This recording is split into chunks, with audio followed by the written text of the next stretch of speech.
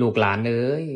เจ้านี่บุญมากล้นจึงได้เกิดเป็นคนพ่อแม่ทนเพียรถูกเลี้ยงมาแต่พ่ายซอย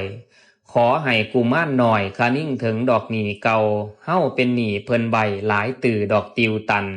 หนี้นำนมและเข่าปั่นหนี้เลือดในอกหนี้ทรัพย์สินมรดกเลือดย่างในเนื้อเป็นหนี้แพร่พ่มเสือกาสาดอกผาพรหนี้นำนมและเข่าป่อนเป็นหนี้ดอกคาแอว เพิ่นได้เลี้ยงเจ้าแล้วตั้งแต่เกิดจนโตอย่าได้ลืมคุณโน่พ่อแม่ทำคุณไว้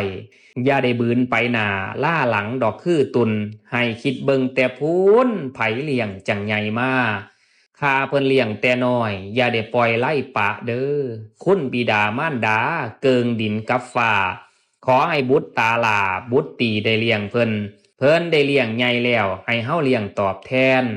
ยาได้เพิ่นยากแค้นลำบากดอกการงานกิจการใดมีให้เปลี่ยนมือแทนทานการเฮือนซ่านปัดแผ่วถูเฮือนดอกเมียนบอนยาให้เพิ่นเดือดร้อนให้เฮาตอนดอกเปลี่ยนมืองานที่เฮ็ดสู่มือตกแต่งดอกแรงง่ายเฮาต้องเป็นคนบายแต่งง่ายดอกแรงเศร้าอย่าให้มารดาเจ้าทำครัวดอกคือเก่าอันว่าเฮาใหญ่แล้วอย่าให้เพิ่นเลี้ยงเขาให้เฮาเลี้ยงจังแม่นคอง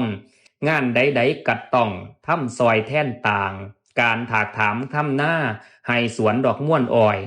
เฮาต้องคอยต่างหน้าไถหน้าดอกแท่นพอต่อหลอเอ้ยเจ้าผู้ผัวดอกซ่อนให้เกียร์ม่อนเปลี่ยนมือเจ้าเลี้ยงม่อนอย่าให้แม่เก็บม่อนเด้อถึงย่ำนอนอย่าให้แม่มาเข่าถึงย่ำเศร้าอย่าให้แม่ดอกดังไฟฝ่ายและไหมให้เจ้าค่อยทำแท่นไว้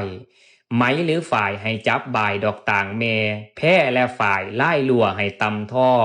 เสือกและปออย่าให้พอเจ้าฟันขั้นแท่นะก็อย่าให้พอเจ้าป่านให้เจ้าอัดปองนั่นให้เจ้าอืบปองนี่ดีล้วนคู่สู่งานเจ้าอยู่บ้านให้เฮ็ดเบียกอย่านอนเบ้นย่ามกลางคืนอย่าเป็นเห็นเที่ยวหาดอกกวนบานหูจักงานทำสร้างหาเงินเลี้ยงพ่อแม่